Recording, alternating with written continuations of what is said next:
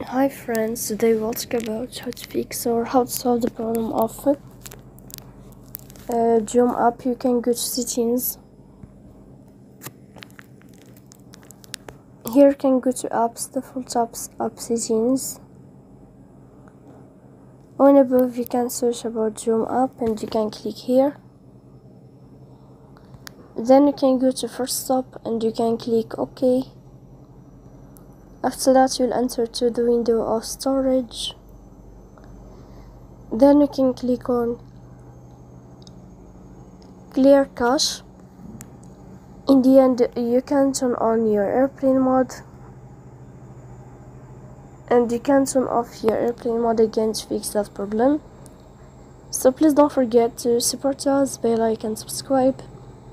See you next time in another video and thank you for your attention.